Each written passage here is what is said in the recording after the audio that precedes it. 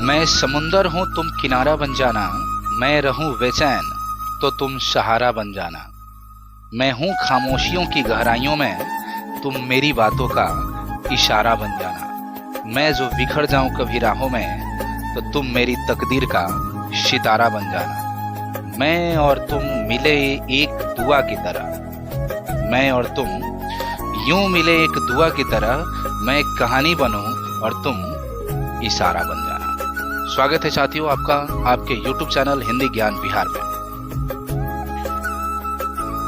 इस YouTube channel के माध्यम से हम लोग यूजीसी नेट, जेआरएफ, सेट, बेट या हिंदी से संबंधित इस लेवल के जितने भी एग्जामिनेशन होते हैं उसके सिलेबस में लगे हुए चैप्टर्स को एक एक करके पढ़ेंगे, जिसमें पृष्ठभूमि होगा, विषय वस्तु होगा, पात्र के बारे में, प्रकाशन वर्ष, कथासार, ऐसे सारे बिंदुओं पे हम लोग विशेष रूप से चर्चा करेंगे और प्रत्येक दिन अधिक से अधिक चैप्टर को मैं कवर कराने की कोशिश करूंगा। चैनल पे नए हैं तो सब्सक्राइब करें और अपनी तैयारी को बेहतर से बेहतर बनाते चले जाएं। चलिए, आज यूनिट 8 यानी कि नाटक से अंधेर नगरी और अंधेर नगरी के जस्ट बाद भारत दुर्दशा, जो भारतेंदु हरिश्चंद्र द्वारा लिखित है, दोनों को हम लोग एक साथ पढ़ेंगे। आइए सबसे पहले जान लें कि अंधेर नगरी किनके द्वारा रचित है। तो आप सभी जानते हैं कि अंधेर नगरी भारतेंदु हरिश्चंद्र द्वारा रचित है और इसका प्रकाशन वर्ष सन 1881 ईस्वी है। ठीक है, प्रकाशन वर्ष क्या है? सन 1881 ईस्वी है। और यह जो नाटक है 6 अंकों में विभक्त किया गया है। बार बार ऑब्जेक्टिव में पूछता है कि यह नाटक कितने अंकों में विभक्त है। प्रहसन शैली में लिखे गए इस नाटक में तत्कालीन समय में सत्ता की विसंगतियों, मूर्खता और उससे उपजी परिस्थितियों का व्यंग्यात्मक चित्रण किया गया है। ध्यान देंगे कि यह नाटक जो है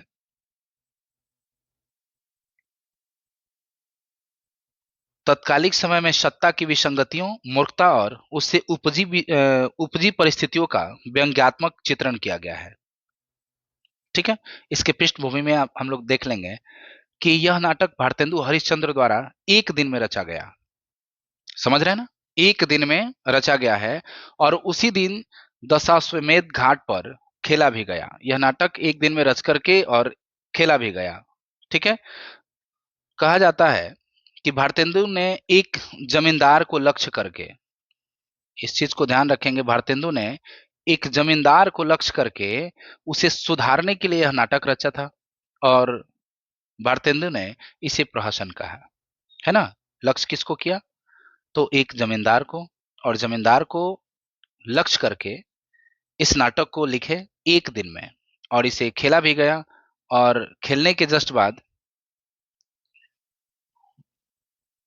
यह नाटक एक जमींदार को लक्ष्य करके लिखा गया और उस जमींदार को सुधारने के लिए यह नाटक रचा गया था, है ना। भारतेंदु हरिश्चंद्र ने इसे प्रहसन कहा था। आइए इसके विषय वस्तु को देख लेते हैं, इसमें क्या दर्शाया गया है। तो मनोरंजन को आधार बनाकर तत्कालिक जो व्यवस्था है उस पर कड़ा प्रहार है। नाटक में शासक की भ्रष्टता, धार्मिक विसंगतियों एवं हिंदुस्तान की कमियों की और ध्यान इंगित किया गया है और इसमें लालच छोड़ करके ज्ञानी एवं समझदार बनने की नसीहत भी दी गई है। समझ रहे हैं ना? मनोरंजन को तो आधार बनाया गया है, मनोरंजन को आधार बना करके तत्कालीन व्यवस्था पर कड़ा प्रहार किया गया है। नाटक में शासक की भ्रष्टता, धार्मिक विसंगतियों एवं हिंदुस्तान की कमियों की ओर ध्यान इंगित किया गया है और इसमें लालच छोड़ करके ज्ञानी और समझदार बनने की नसीहत भी दी गई है। ठीक है, हम लोग आगे देखेंगे या फिर इस नाटक को आप पढ़े भी होंगे तो उसमें देखे होंगे कि महंत जो है उनके दो शिष्य गोवर्धन दास और नारायण दास, जिसमें गोवर्धन दास थोड़ा सा लोभी रहता है और लोभी लोभ में आकर के और मौत के कगार तक पहुंच जाता है। खैर, आगे हम लोग इसमें हर चीज को पढ़ेंगे। तभी आप लालच छोड़ करके ज्ञानी एवं समझदार बनने की नसीहत इसमें दी गई है। नाटक में आदर्शहीनता, अनैतिकता और मानसिक गुलामी का खाका खींचते हुए असत्य पर सत्य की विजय को दिखलाई गई है। भारतेंदु ने इस नाटक में कई गीत और नीति वचन रखे हैं। हलवाई वाले प्रकरण की तुकबंदी देख ऐसा प्रतीत होता है कि उन पर पारसी थिएटर का थोड़ा प्रभाव पड़ा है। ठीक है, आगे देखते हैं हम लोग इसके मुख्य पात्र कौन कौन से हैं। तो सबसे पहले एक साधु है महंत, दूसरा महंत के दो शिष्य गोवर्धन दास और नारायण दास।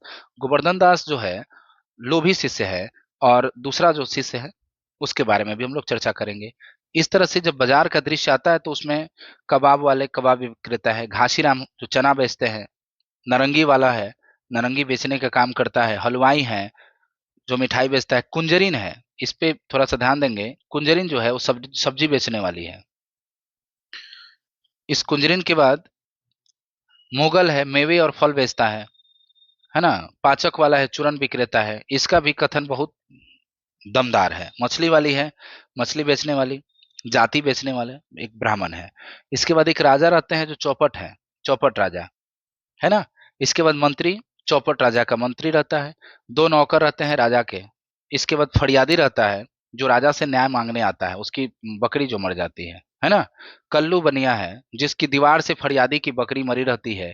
और कारीगर है कल्लू बनिया की दीवार बनाने वाला। इसके बाद चूने वाला है, दीवार बनाने के लिए मसाला तैयार करता है। भिस्ती है, दीवार बनाने के लिए जो मसाला बनता है उस मसाला में पानी डालने का काम करता है। कसाई है, भिस्ती के लिए मशक बनाने वाला होता है। एक गरेड़िया है जो कसाई को क्या करता है, भेड़ को बेच देता है, बेचने वाला होता है। उसके बाद चार सिपाही हैं, कौन, राजा के सिपाही, कोतवाल है, माली है और बनिया है। समझ गए ना। ये सारे पात्र हैं, यानी कि इस पात्र पे थोड़ा सा आप लोग गौर करेंगे, और इस पात्र के माध्यम से ही कथन दिया गया, और उस कथन के सहारे नाटक में शासन की भ्रष्टता, धार्मिक विसंगतियों एवं हिंदुस्तान की कमियों की ओर ध्यान को इंगित किया गया है ना। और मुख्य रूप से लालच छोड़ करके ज्ञानी और समझदार बनने की नसीहत भी दी गई है। आदर्शहीनता है, अनैतिकता है, और मानसिक गुलामी का खाका खींचते हुए असत्य पर सत्य की विजय को दिखलाया गया है। ठीक है, तो इस नाटक में विशेष क्या है, इस बारे में हम लोग चर्चा कर लेते हैं। तो नाटक में विशेष यह है कि यह नाटक सदैव प्रासंगिक है, क्योंकि अन्याय, भ्रष्टता, विवेक शून्यता, मनमानापन अब भी कायम है। 1881 ईस्वी में प्रकाशित है। यह 6 अंकों में विभक्त किया गया है और अलग अलग दृश्य को प्रदर्शित किया गया है, जैसे कि बाह्य प्रांत हो गया, बाजार हो गया, जंगल हो गया, ऐसे करके। तो 1881 में प्रकाशित नाटक को जब आज पढ़ेंगे तो लगेगा कि ये तो आज के समय को प्रदर्शित कर रहा है। ऐसा प्रतीत हो रहा है इस नाटक को पढ़ के, ऐसा लगेगा आपको कि ये आज की घटनाओं को ध्यान में रख करके यह नाटक लिखा गया है। अर्थात कहा जाता है कि प्रासंगिक है, क्योंकि अन्याय, भ्रष्टता, विवेक शून्यता, मनमानापन अब भी कायम है। आगे देखेंगे कि नीति उपदेश द्वारा पाठकों को जगाने का आग्रह भी किया गया है। भाषा शैली पे विशेष ध्यान दिया गया, चूंकि नाटक में क्या बहुत सारे लोग लिखे, और बहुत सारे लोगों के द्वारा लिखित नाटक में देखा गया कि जिस घटनाक्रम को दर्शाने का वो काम किए या कोशिश किए, भाषा शैली कठिन होने के कारण सब लोग स्पष्ट रूप से नहीं समझ पाए। लेकिन भारतेंदु हरिश्चंद्र द्वारा लिखित यह नाटक जो है, इसमें भाषाओं से शब्द लेने में कोई परहेज नहीं किया गया है। अर्थात आम बोलचाल भाषा जो इसमें चयनित किए गए हैं, हर कोई स्पष्ट रूप से समझने में सक्षम है, और समझ करके ये स्पष्ट रूप से कहते हैं कि नीति उपदेश द्वारा पाठकों को जगाने का आग्रह किया गया है। यह आज भी सर्वाधिक खेले जाने वाला नाटकों में एक है, चूंकि ऐसा प्रतीत होता है कि हमारे समाज की घटना है। भले ही इसे एक दिन में लिखा गया, भले ही जमींदार को एक विशेष सीख देने के लिए इसे खेला गया था, लेकिन आज भी उस जमींदार की तरह हमारे समाज में बहुत सारे लोग पड़े हुए हैं, और उन्हें शिक्षा देने के लिए, सीख देने के लिए ये नाटक खेले जाते हैं। आइए कथासार के बारे में थोड़ा सा चर्चा कर लेते हैं। जैसे कि आप जानते हैं कि इस नाटक में 6 अंक हैं। इसमें पहला अंक है, इसमें बाह्य प्रांत। थोड़ा सा ध्यान देंगे आप, यदि यूजीसी नेट की तैयारी कर रहे हैं, जेआरएफ के लिए लगे हैं, असिस्टेंट प्रोफेसर के लिए लगे हैं, या सेट या बेट, तो इस बात को स्पष्ट करेंगे कि पहला अंक में किस क्षेत्र को दर्शाया गया है, ज्यादा जरूरी एंट्री जो होता है किसके द्वारा होता है ना, या पहला अंक में, दूसरा अंक में, तीसरा अंक में किसके बारे में विशेष रूप से चर्चा किया गया है, ये सारे चीजों को आप स्पष्ट रूप से नोट करते चले जाएंगे। ठीक है। अब देखिए पहला अंक जो है बाह्य प्रांत को प्रदर्शित करता है। इसमें महंत जी नारायण दास एवं गोवर्धन दास प्रस्तुत होते हैं। पूछा जाए पहला अंक में कौन कौन प्रस्तुत होते हैं, तो महंत होते हैं, नारायण दास और गोवर्धन दास, यानी कि इनके दो शिष्य जो है, एक गोवर्धन दास यानी कि लोभी शिष्य और दूसरा शिष्य एक साथ प्रस्तुत होते हैं। महंत जी भी भिक्षा मांगने के क्रम में अपने दोनों शिष्यों को अधिक लोभ न करने का उपदेश देते हैं। ये बोलते हैं कि आप दोनों जाओ और जो मिले उसको खुशी खुशी ग्रहण करो और लेकर के आओ, शाम में भोग लगाएंगे, है ना, ज्यादा लालच करने की जरूरत नहीं है। आगे देखेंगे दूसरा अंक बाजार का दृश्य है। बाजार में इस दृश्य में कबाब वाला है, नारंगी वाला है, घासीराम है। घासीराम यानी कि जो चना वाला की बात किया गया था, हलवाई है, कुंजरीन है, कुंजरीन मतलब सब्जी वाली, मुगल है मेवा वाला, पाचक वाला है, मछली वाला है, साइत वाला ब्राह्मण है, बनिया, ये सब पात्र आते हैं और अपना अपना सौदा बेचते हैं। इस अंक में भी भारतेंदु ने हिंदुस्तान की कमी को कुंजरीन के माध्यम से कहलवाया है।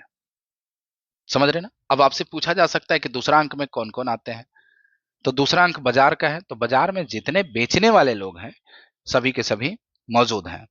और भारतेंदु जी ने हिंदुस्तान की कमी को उजागर करने के लिए कुंजरीन के माध्यम से भी एक शब्द कहवाया, जिसमें वो कहवाते हैं कि हिंदुस्तान का मेवा फूट और बैर, हिंदुस्तान का मेवा फूट और बैर। पहले भी सुना है फूट करो और फूट डालो और राज करो, तो फूट डालने वाला को तो मेवा मिलता ही है, लेकिन जिनमें फूट पड़ा, आपस में बैर किए, वो लोग काफी अधिक घाटे में चले जाते हैं। तो हिंदुस्तान की कमी को कुंजरीन के माध्यम से कहलवाएं और बताएं कि हिंदुस्तान का मेवा फूट और बैर। वहीं ब्राह्मण का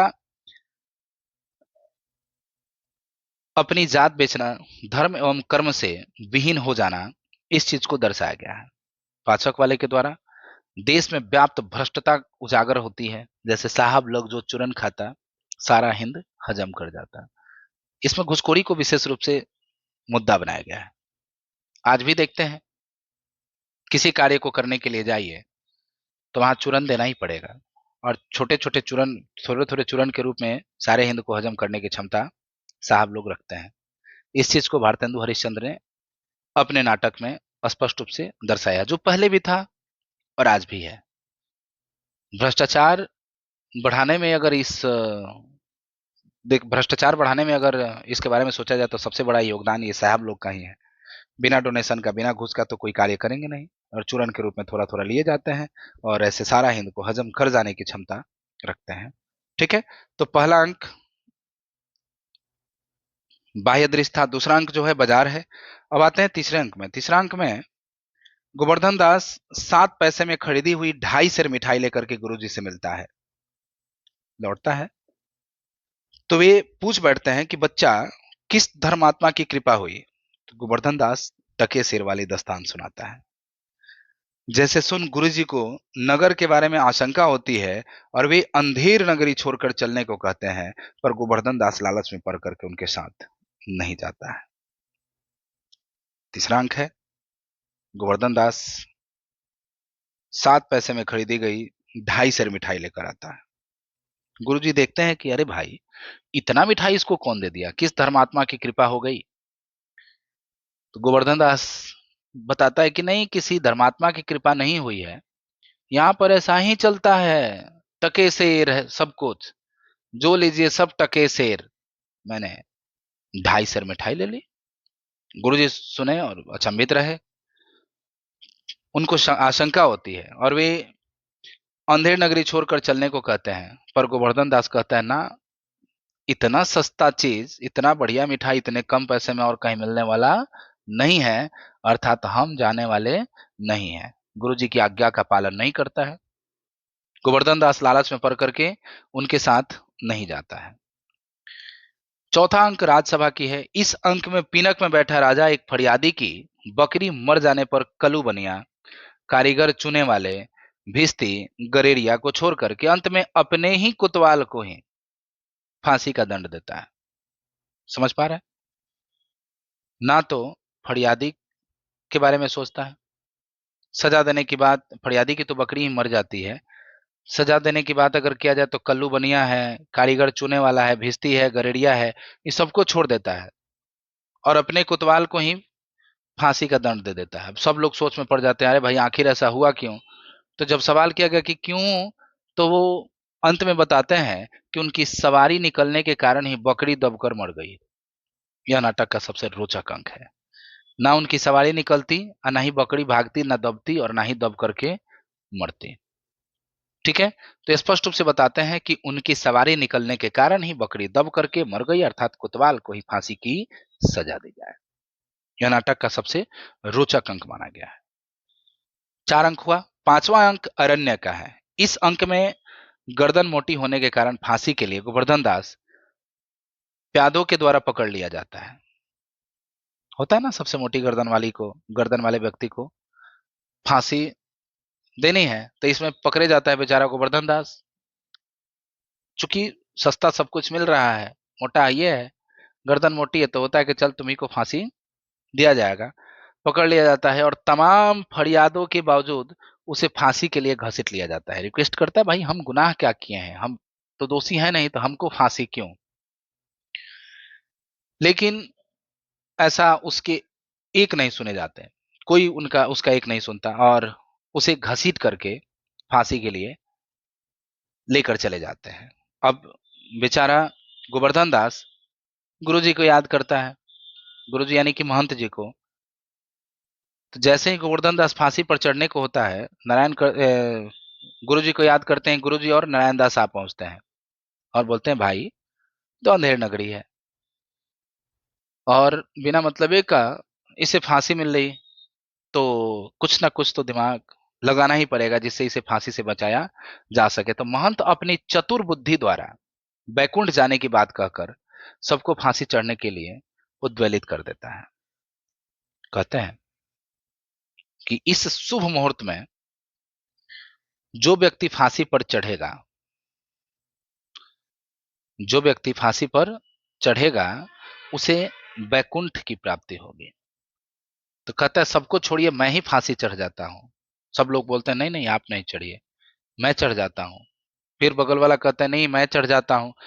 सब लोग फांसी पे चढ़ने के लिए तैयार होते हैं। चूंकि गुरुजी ये स्पष्ट बता देते हैं कि जो इस मुहूर्त में, मतलब इस अच्छे घड़ी में फांसी पर चढ़ेगा उसको बैकुंठ की प्राप्ति होगी। ये खबर जब राजा को मिली तो राजा कहा कि नहीं नहीं नहीं, इस मुहूर्त में हम फांसी पे चढ़ेंगे। अंत में राजा स्वयं फांसी चढ़ जाता है और गोवर्धन दास बेचारा बच जाता है। क्लियर है? तो इस तरह से आप पहला अंक में क्या देखें, बाह्य प्रांत है जहां पर महंत, नारायण दास और गोवर्धन दास प्रस्तुत होते हैं। दूसरा अंक में बाजार का दृश्य है जहां पे कबाब वाला, नारंगी वाला, घासीराम, हलवाई, कुंजरीन सारे लोग रहते हैं। और इसमें भी भारतेंदु ने हिंदुस्तान की कमी को कुंजरीन के माध्यम से कहलवाया है कि हिंदुस्तान का मेवा फुट और बैर। इसके बाद पाचक वाले के द्वारा कहलवाया है कि साहब लोग जो चूरन खाता सारा हिंद हजम कर जाता। तीसरा अंक जो है वो जंगल का दृश्य है। चौथा अंक जो है राजसभा लगती है जहां पे फरियादी यानी कि जिसका बकरी मरा रहता है उस की फरियाद को लेकर के सभी लोग बैठे रहते हैं, जिसमें कल्लू बनिया, कारीगर चुने वाला, भिस्ती, गरड़िया सबको छोड़ करके कोतवाल को ही फांसी का दंड दे देते हैं, क्योंकि उसके गाड़ी माने उसके सवारी जाने के कारण ही बकरी दब करके मरी हुई थी। 5वां अंक अरण्य का रहता है जहां पर गोवर्धन दास को फांसी के लिए घसीट कर ले गया हुआ सब लोग रहते हैं। 6ठा अंक में श्मशान का सीन आता है जहां पर फांसी चढ़ने का होता है। तो गुरु और नारायण दास प्रकट होते हैं वहां आने के बाद, बोलते हैं कि इस शुभ मुहूर्त में जो व्यक्ति फांसी चढ़ेगा उसको बैकुंठ की प्राप्ति होगी। इसमें राजा खुद फांसी चढ़ जाते हैं और यहाँ पे गोवर्धन दास बच जाता है। ठीक है, तो इस तरह से 6 अंक में बंटा हुआ यह जो नाटक है, प्रत्येक अंक में किस सीन को, किस चीज को दर्शाया गया है, इस बातों की पूर्ण रूप से जानकारी होनी चाहिए। ठीक है, आइए देखते हैं अब पूछा जाए कि इस अंक में कुल कितने पात्र हैं, तो आप क्या कहेंगे कि इस प्रहसन में कुल 28 पात्र है ना, है नाटक। हरिश्चंद्र जी ने इसे क्या कहा, प्रहसन। इस प्रहसन में कुल कितने पात्र हैं, 28 पात्र हैं। आइए कुछ कथन को देख लेते हैं। प्रथम अंक बाह्य प्रांत में, राम भजो राम भजो राम भजो भाई, है ना, महंत जी कहते हैं। द्वितीय अंक में देखा जाता है तो बाजार का सीन है। अब जात ले जात, टके सिर जात, टके के वास्ते धर्म और प्रतिष्ठा दोनों बेचे, टके के वास्ते झूठी गवाही दे, वेद धर्म कुल मर्यादा सच्चाई बड़ाई सब टके सिर। कौन, जात वाला जो ब्राह्मण है वो बेचता है ना। आगे अंधेर नगरी चौपट राजा, टके सिर भाजी टके सिर खा जा। ये जब लेकर के लौटता है तो गोवर्धन दास बताता है, अरे बाजार में देखता है कि अरे भाई तो सारा चीज अंधेर नगरी है, राजा भी तो चौपटे हैं। अंधेर नगरी चौपट राजा, टके सिर भाजी और टके सिर खाजा, है ना। आगे ये बात जब राजा को पता महंत को पता चला तो बोले कि ना, ये तो अंधेर नगरी है, यहाँ रहना उचित नहीं है। सेत सेत सब एक से, जहाँ कपूर कपास, ऐसे देश कुदेश में कबहू न कीजो बास। महंत जी कहते हैं, ये स्टेटमेंट देता है और पूछता है कि कहाँ से लिया गया है या किस दृश्य का है, किस अंक से इसे उठाया गया है। तो आप देखेंगे ये तृतीय अंक का है ना, जो जंगल का सीन है। चतुर्थ अंक राजसभा, चुप रहो, तुम्हारा न्याय यहाँ ऐसा होगा जैसा जम के यहाँ भी ना होगा। राजा कहते हैं किससे, फरियादी से। फरियादी बेचारा बकरी मर जाने के कारण आया रहता है, राजा से विनती करता है कि मुझे न्याय चाहिए।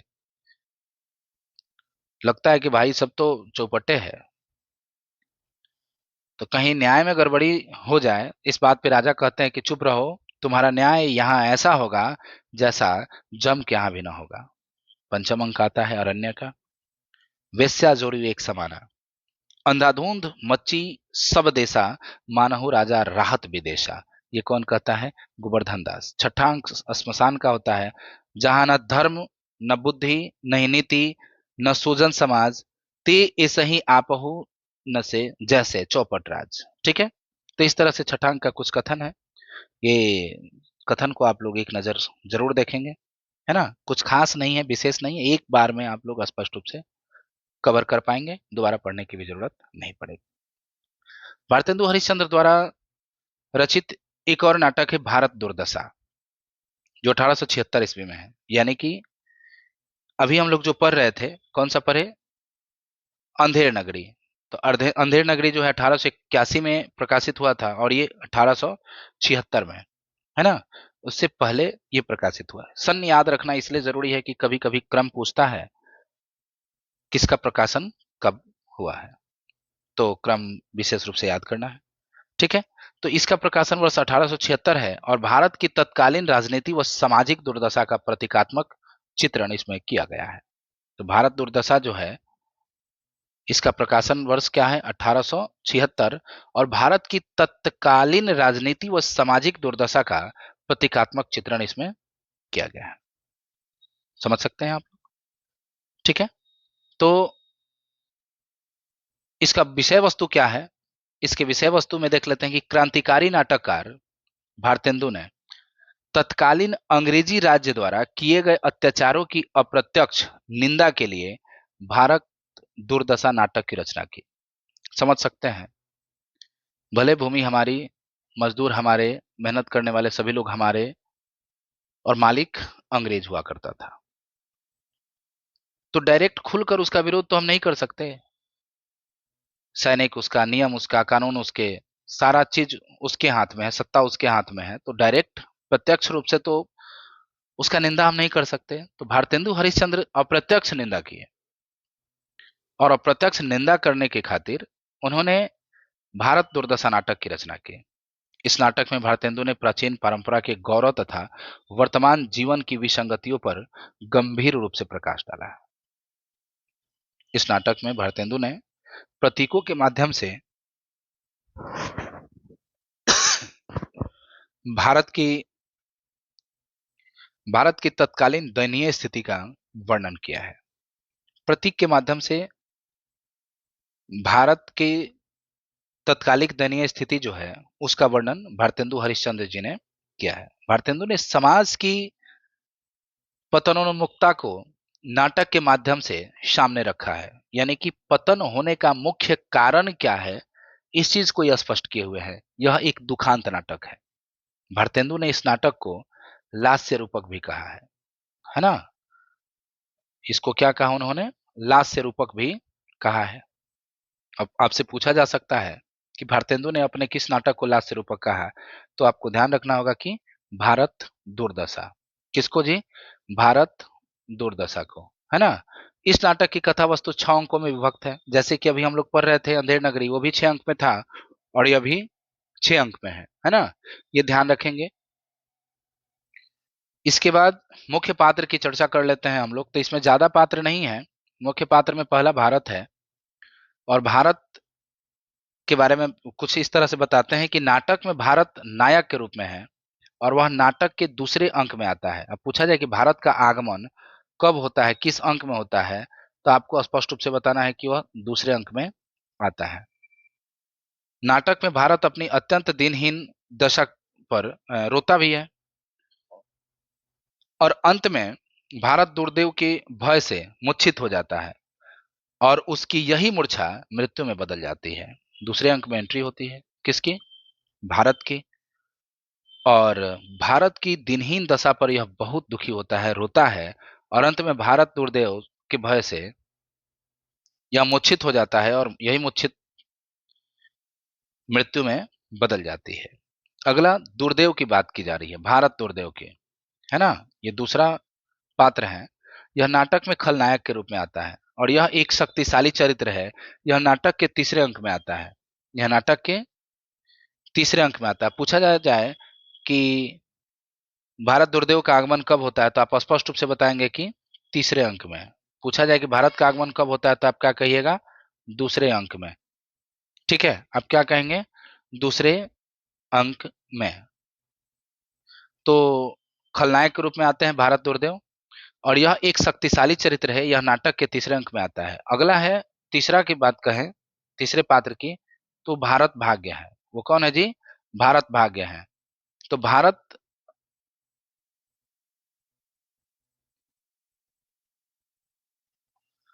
भाग्य जो है, भारत का एक सहयोगी चरित्र है। वह भारत के अतीत का गौरवगान करता है तथा उसे बार बार जगाने की चेष्टा करता है, पर वह सफल नहीं हो पाता। अंत में यह आत्मघात कर लेता है। पूछा जाए कौन पात्र आत्मघात करता है, तो आप स्पष्ट बता देंगे, भारत भाग्य, है ना। भारत भाग्य भारत का ही एक सहयोगी है, यानी कि भारत दुर्देव तो क्या है जी? तो नेगेटिव कैरेक्टर के फॉर्म में है, खलनायक के रूप में है। भारत का सहयोगी कौन है? भारत भाग्य है। और भारत भाग्य क्या करता है? भारत के अतीत के गौरव का गान करता है और उसे बार बार जगाने की चेष्टा करता है, लेकिन वह सफल नहीं हो पाता। अंत में यह आत्मघात कर लेता है। अंत में यह आत्मघात कर लेता है। ठीक है, आगे देखते हैं। कुछ गौण पात्र है इसमें। निर्लजता है, डिसलॉयल्टी। सत्यानाश फौजदार है। रोग, अंधकार, अदालत, फैशन, सिफारिश, फूट, डाह, लोभ, लालच, है ना। हठ, शोक, निर्बलता, देसी महानुभाव, ये सारे क्या है? गौण पात्र हैं। इसके बारे में भी आपको ध्यान रखना होगा। कभी कभी पूछ जाता है कि इसमें से कौन नहीं है। अब इस नाटक में क्या विशेषता है, क्या खासियत है, खास क्या है, इस पे चर्चा कर लेते हैं। भारतेंदु हरिश्चंद्र के माध्यम से ये बताते हैं कि यह एक नाट्य रासक है। क्या है जी? यह एक नाट्य रासक है। और भारत दुर्दशा का गद्य जो खड़ी बोली में है, ये ध्यान रखेंगे।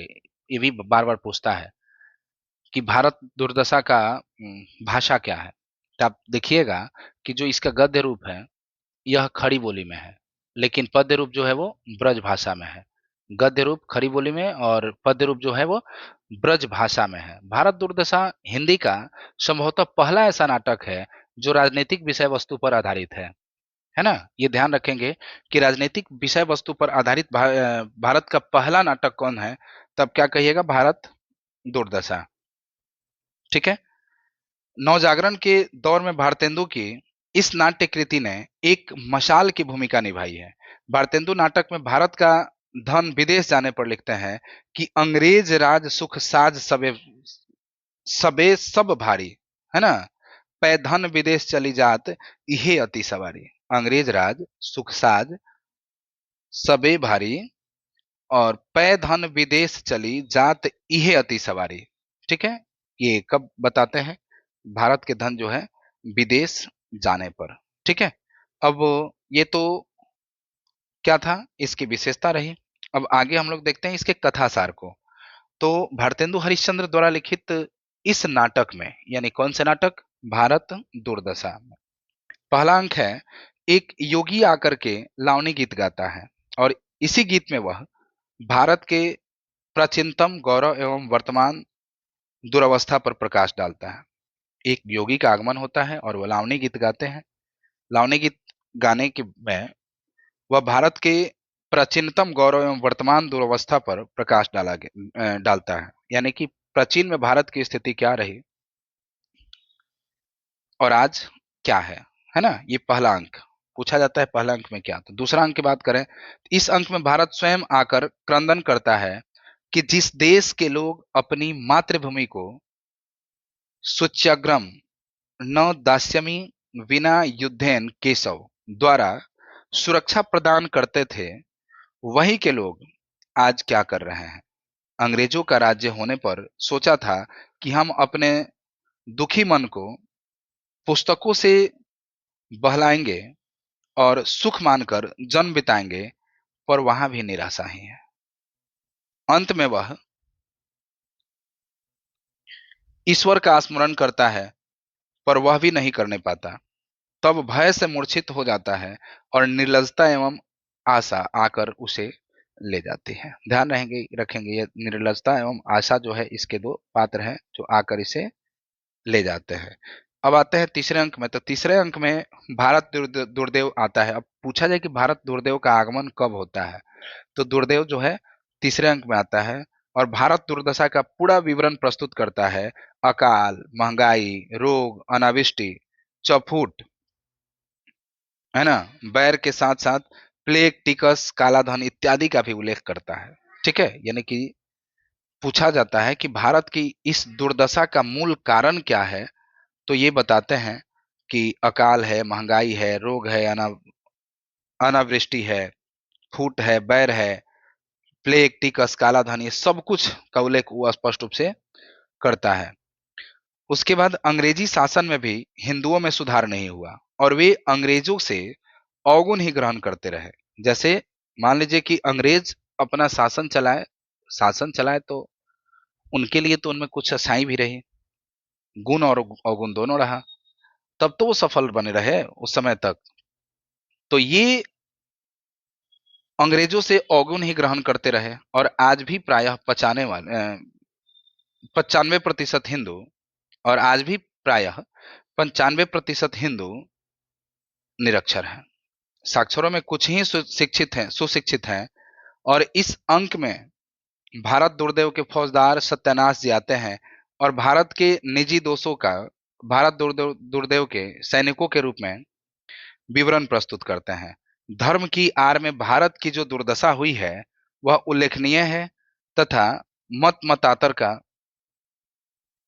आधिक्य, वर्ण व्यवस्था की खींचातानी, बाल विवाह, विधवा विवाह निषेध, है ना, वृद्ध विवाह, बहु विवाह, समुद्र यात्रा निषेध इत्यादि से देश अवनति की ओर जा रहा है। उन्नति की ओर न जा करके क्या हो रहा है जी, इस तरह के खींचातानी हो, बाल विवाह हो, विधवा विवाह निषेध हो, है ना, इससे देश अवनति की ओर जा रहा है और लोग वेदांत का अध्ययन करके तो महावैज्ञानिक बन जाते हैं, परंतु स्वदेश की चिंता ही छोड़ देते हैं। यानी कि वो वेदांत की चर्चा तो करते हैं और महाज्ञानी बनने की कोशिश करते हैं, बन भी जाते हैं, लेकिन स्वदेश की चिंता बिल्कुल छोड़ देते हैं। चौथा अंक की बात करूं तो इसमें ये बताते हैं कि इस अंक में भारत दुर्देव रोग, आलस्य, मदिरा और अंधकार को क्रमशः भारत भेजता है ना।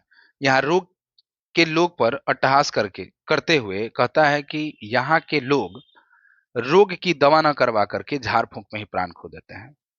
भारत दुर्देव स्पष्ट कहता है, भेजता है रोग, आलस्य, मदिरा, अंधकार, सारा चीज, और बड़ा हंसता है ये बात को कहकर कि यहाँ के लोग बीमारी होने पर दवा नहीं खाते, इलाज नहीं कराते, झाड़ फूक करवाते हैं और झाड़ फूक करवाने के चक्कर में अपनी प्राण को खो देते हैं। उसी प्रकार यहाँ अफिमची, मदकची और आलसी लोगों की कमी नहीं है।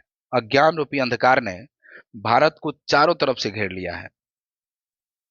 अविद्या प्रेमी भारत शिक्षा और पठन पाठन को मात्र आजीविका का साधन मानता है। समझ पा रहे हैं?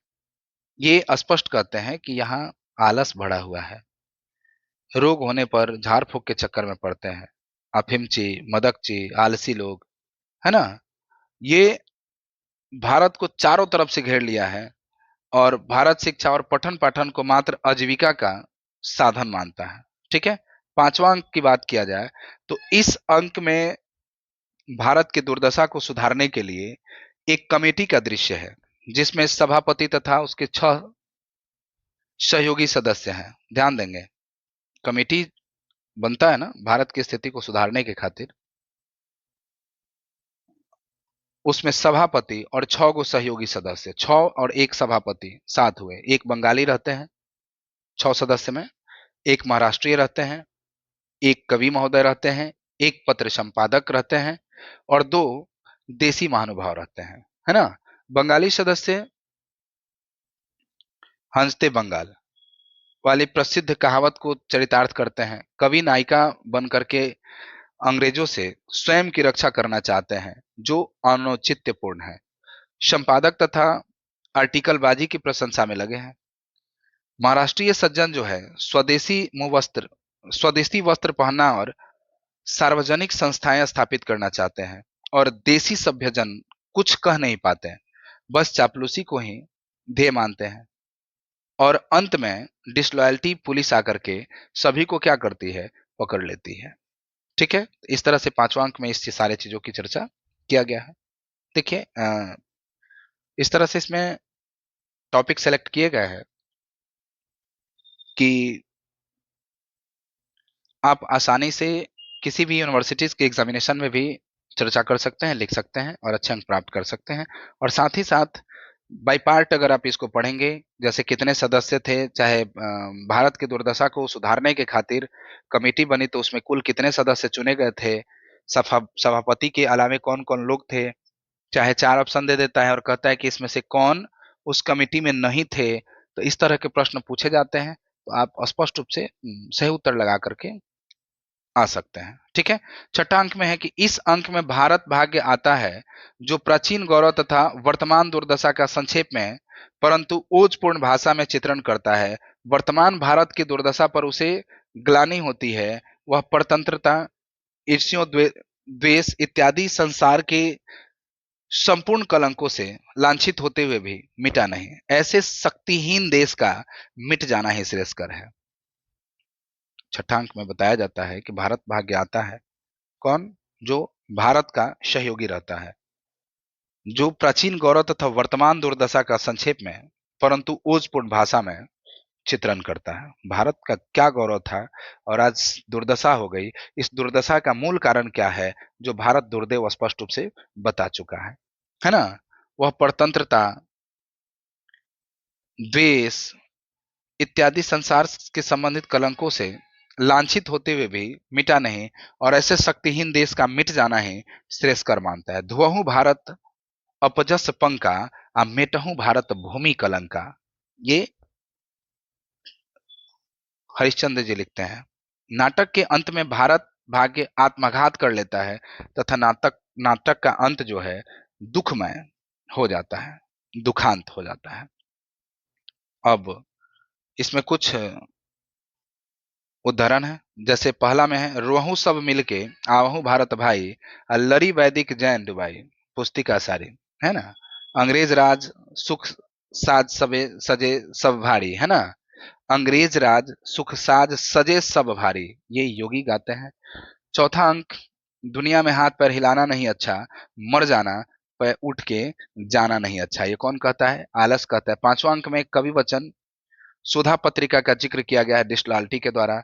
छठा अंक में जागो जागो रे भाई, भारत भाग्य सबको जगाने का कार्य करता है। अरे भाई नेक्स्ट, भारत को भारत भाग्य बहुतेरे प्रयास कर जब जागने में असफल हो जाता है तो भारत भाग्य आत्महत्या कर लेता है।